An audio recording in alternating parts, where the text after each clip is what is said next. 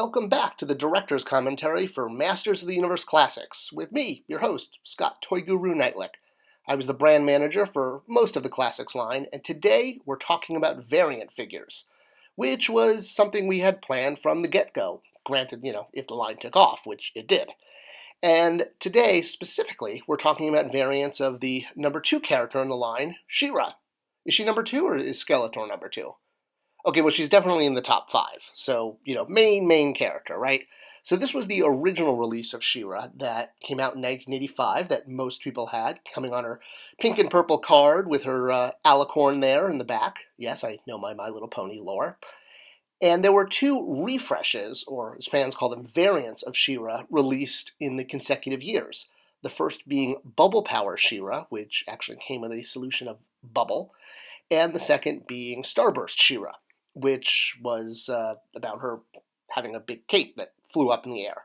And both versions of She-Ra were basically to get you to either buy a second one or to ensure there was a new one fresh at market for parents that might be looking at getting their son, daughter, in-laws, dog, cat living together, whoever, a She-Ra doll. If you were in Germany, you even managed to get one with a cassette tape, because cassette tapes in Germany were actually a huge part of MOTU, but that's a video for another time. So while Starburst She-Ra never made it into the Classics line, she did make it into Mattel's Barbie-esque line and was released at PowerCon a year or 2 ago, which was great because, as I said, she wasn't in Classics. We did look at quite a lot of versions of She-Ra to do as a refresh, or as a variant, if you will, and that included potentially doing her as kind of a Faker-esque robot, similar to Faker for He-Man. So, with an orange outfit and battle-damaged head and the whole 9 yards. Lots of fans did fan art of this version, sometimes even giving her a Horde insignia. We never got to it, but it would have been really cool. I think if there was room for one more She-Ra variant, I honestly think I would have gone with that over Starburst. Fans also talked a lot about doing sort of an evil Horde version. We did do her as Jaspara, so that kind of covered this sort of itch off of the fan requests as well. And then, of course, there was the Filmation version that was released as part of Club Grayskull, which did her as a 6-inch figure as she appeared on the show. So this was sort of meant to be true to the animation look, which is more of a simplified version of the original Classics release. So, Bubble Power She-Ra, the variant of She-Ra we did get to in the line. Well, granted, we also did New Adventure She-Ra, but the vintage variant that we got to. Well, we didn't get to Starburst, and I still receive angry fan letters over that one to this day, and I absolutely get that. I'm sure I'll get more saying that I preferred a Faker She-Ra over that. But Bubble Power She-Ra was more than just doing a variant figure. She was a huge problem solver for us for quite a few reasons. And that was part of the reason why she actually got put into the line. She was not originally part of the 2011 line. She was a very late ad. So let's kind of look into that and how she wound up becoming part of the 2011 MOTU Classics line. So it all starts with the doll line, of course. Back in the 80s, Princess of Power was a doll line. It started as a boys' action figure line, but the girls group took it over, and they basically added more soft goods and ensured she had rooted hair, came with a comb, and that basically made her a doll over an action figure. Of course, that didn't stop a lot of boys and girls from playing with her like an action figure, but a doll nonetheless was how she was originally released. And this is how the current Masters of the Universe Origins line, which is at retail, actually has re-envisioned her as basically an action figure of the doll, I guess you could say. The rooted hair is gone, although that was released as a PowerCon variant, but she still got the soft goods. For Classics, our goal was to release everyone, all the characters, in the same style so there'd be continuity. So whether the character was released as a doll for Princess of Power or a smaller scaled action figure for New Adventures, every figure was going to be released as an action figure. In fact, kind of the design, base that we thought about it is what would the figure have looked like had they been released in the 80s as an action figure in the original line? And then let's update that for Classics. So kind of what Super 7 did here pretty much nailed what She-Ra would have looked like had she been part of MOTU and not Princess of Power. So I can't talk about Bubble Power She-Ra without talking a little bit about the first release we did of She-Ra a year earlier. So We wanted to pay homage to the way the mask in the original line could have been displayed in two ways. The way girls actually put it on, like you saw in that previous image, and then the way Mattel actually envisioned it, which was going to be more of a mask covering up her face. That's why those two holes are eye holes. They're meant to go over her eyes. But all the girls in the focus groups flipped it the other way because they wanted to see her face. Makes sense. So in the Classics release, the very first release we did, we wanted to make sure fans had the option of doing that, and we also included a second head that was more of a filmation head. So you basically had three completely different ways of displaying She-Ra: mask up, mask down, or filmation head, which was a completely separate head. If you removed the mask from the first head, there was a big hole, which is where it plugged into. And a lot of fans were very, very upset about this, feeling this was misogynistic, it was anti-feminist because we were putting a hole in her head. But you weren't supposed to display her this way. It was never meant to display without the mask. And I think that's because fans basically wanted a maskless head. Of course, we did do Adora, which was basically a maskless She-Ra, and you could swap heads and put Adora's head on She-Ra's body, but the hair was, well, it was more Adora than it was She-Ra. And you could obviously make this swap, and that was intended from day one, that all the heads were going to be interchangeable, or at least all the female heads would be interchangeable with females, and male heads would be interchangeable with males. But this really didn't provide that maskless She-Ra head that fans really, really wanted. So you were basically, I don't want to say stuck, but you were limited to filmation head or having the mask up or down. There wasn't a maskless version, which I'm not sure why people wanted. She didn't look like this in the show. But when we did Bubble Power She-Ra, she was an opportunity to solve a lot of issues, and not just the mask issue. So one thing we wanted to do, now that we were releasing a second version of She-Ra, was to allow fans to display her without the mask. So this figure was going to do a lot of heavy lifting. It was going to wind up being a solution to quite a few issues that fans had, and some that we had internally at Mattel, that one figure, basically done in the right way, could solve that. So the first thing she did was she provided an update of a vintage refresh, or variant, as fans say. Refresh is the industry term. So Bubble Power She-Ra with her sparkly pink kind of toga-esque outfit, her accessory gold cape, weapon, shield, and we did the vintage sword. We didn't do the bubble, though. That would have been kind of cool if we actually released her with bubble, or even a container that could have had bubbles in it. I'm not sure why we didn't do that. That would have been really funny. But you sort of wonder having the bread, I guess. Oh well, there was only so much tooling you could do. So here she was updated, and you could see she now had the vintage sword, which the original version did not come with. She had the Greek/Roman kind of toga pink overlay over her outfit, and she had the pink version of her vintage crown. So if you already had She-Ra, we didn't want to sort of force fans to buy another one, which was one of the reasons she was not included in the subscription. Of course, later on, we included everyone in the subscription because that was the feedback we got, but this early in the line, we weren't sure we wanted to do that. We wanted fans to essentially have the option of buying She-Ra, or buying Bubble Power She-Ra if they wanted her. So we noted this when we revealed her at San Diego Comic-Con on her display, that the note said that it's not included in the Club Eternia subscription. She would be sold separately. And her mask, much like the first mask that came with the original release in Classics, also had the option of clipping on either right side up or upside down, depending on whether you're a Mattel employee or you're a girl in the focus group. And, this was great because, again, we're just giving fans more options and more ways to display She-Ra. And if you want to do it more as a kind of superhero mask covering her eyes, hey, it worked perfectly. And you had kind of the pink matching her outfit. Or if you wanted to see her pretty, pretty face, it worked like that too. But that was not the only thing. Since fans really wanted a version of her without a mask, well, you could get that. So you'll see that we sculpted her hair. It had to be really thick. If we were going to eliminate the hole in the head to place the mask, the only other way to get the mask to stay on the head, because there was no rooted hair to hold it in place like the doll had, was to sculpt extremely thick hair, which is why she does have, really thick hair around sort of the ears, if you will.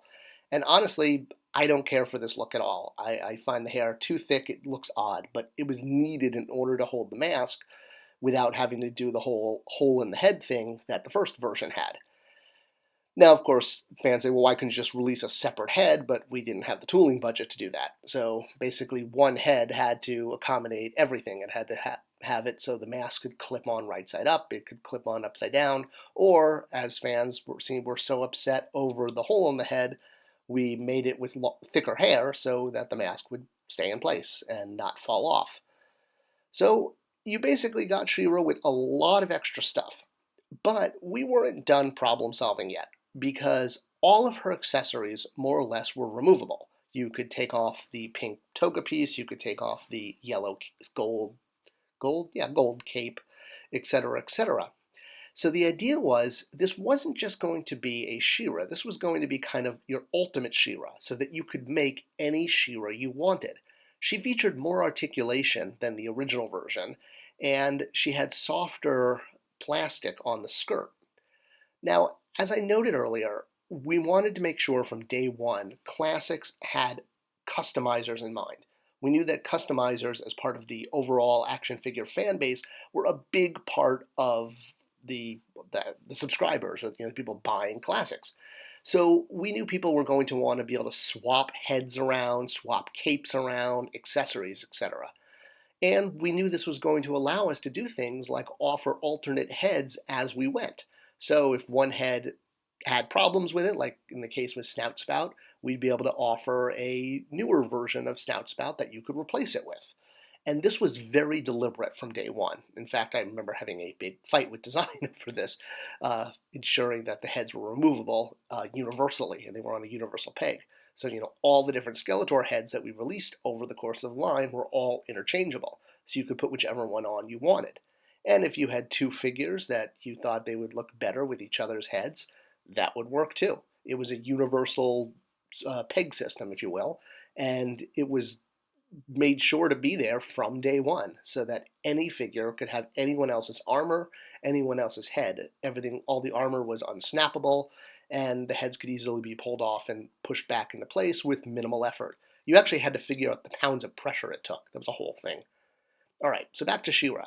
So her armor wasn't sculpted onto the figure. It was very deliberately done as a layover piece in PVC plastic. So this way you could unbuckle it and remove it from the figure and either discard it or put it on a different character. So once you removed this pink armor and removed the head, you were basically left with a She-Ra buck, which means a universal body, but in this case a She-Ra universal body, and the boots and the gauntlets had more details than the original release, closer to the vintage line.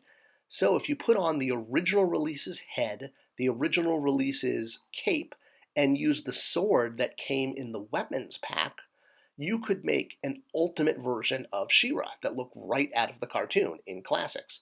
So this was very, very deliberate. When we were designing Bubble She-Ra, we absolutely had in mind that fans would be able to do this, because this way we weren't forcing people to buy another She-Ra without giving them sort of options, if you will. So she came packed out in your standard Classics bubble. We made sure to pack the mask off so you could see that she had a head without the mask. Again, in, direct request from all the fans, again, angry over that hole in the head that we gave her for utility reasons, design reasons. And on the back, of course, were other characters from the Princess of Power series that we'd done. We hadn't done too many at this point, so we had to kind of fill in the cross-sell with some Horde members as well, because we were sort of still getting warmed up with Princess of Power. It is one of my regrets that we didn't get to more of them earlier. The bio also continued She-Ra's story. That was one of the great things about all of the variants, was because we could do a new bio for a main character, we could continue their story. So this kind of talked a bit about how she went from Etheria to Eternia and linked it to New Adventures. All right, so we can't talk about She-Ra without talking about her unicorn, or her Pegasus, I said it earlier, her alicorn. That's what a unicorn with wings is properly called in pop culture, right? All right, okay, well, if you haven't read Phoebe and Her Unicorn, you really should. It's hilarious. I know it's made for kids, but I used to read this to my daughter, and it still cracks me up. It's really one of the wittiest unicorn fictions out there. But I know we really want to talk about She-Ra's uniform, which means Swiftwind. So I just did the Swiftwind video as the last episode of the director's commentary, And if you watch that, and if you're watching them in the correct binging order, I talked about one of the issues was getting She-Ra on the horse, because this is what everyone wanted. They wanted the Filmation Swiftwind with Filmation She-Ra riding high. Doing the mounts for Masters of the Universe was just as important as doing the characters. They were just as iconic. You can't have He-Man without Battle-Cat. You can't have She-Ra without Swiftwind. You can't have Hordak without... Oh, wait, we didn't do Hordak's mount. Okay, forget about that. But we got the Heroes mounts in there.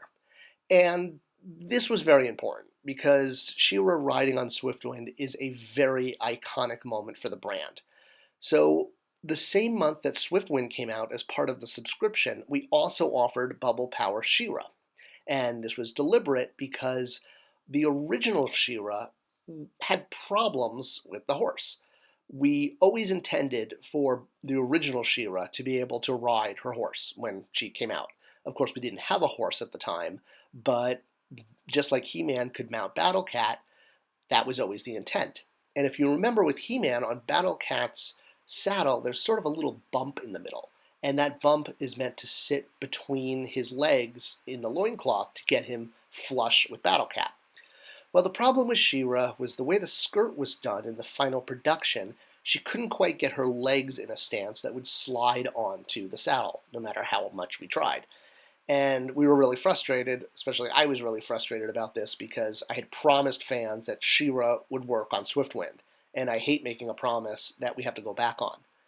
But unfortunately, it was either that or we, tooled around with the idea of doing like a little booster seat, much like Battle-Cat had, that could go between the saddle and She-Ra to get her to sit flush.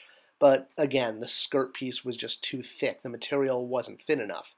So, much like Bubble Power She-Ra solved the issue of getting a variant and everything else, it also solved the issue of getting a She-Ra buck, a She-Ra body, that would fit on Swiftwind. So she was designed, now that we had the Swiftwind in our tooling bank, we could actually do this with, measure it and make it work perfectly. And by swapping out the headgear and the cloak and the shield and the cape, you could make that ultimate version of She-Ra from Filmation by mixing and matching pieces. And this was always, always deliberate, because we knew fans were going to want to make an ultimate version of She-Ra. So by having the pieces be removable and not sculpted onto the buck, it allowed you to essentially create your ultimate version of She-Ra on your ultimate version of Swiftwind. Because luckily we got the Filmation rights and the color rights to Swiftwind right at the last minute before we had to pull the trigger. So that was like a big whew. And when you bought Bubble Power She-Ra, you could then put her cape and her tunic on the original version of She-Ra and the head, and then still have a Bubble Power version. So the body wasn't wasted. You were basically going to just swap them around, because the original release She-Ra could be Bubble Power She-Ra too. You just had to put the cape and the tunic on her. And there's that beautiful vintage sword, which was great, because we never did the vintage sword with the original release. And I'm glad that Bubble Power She-Ra also solved that, and was a way to get it out to fans. She solved a lot, and she wound up being great.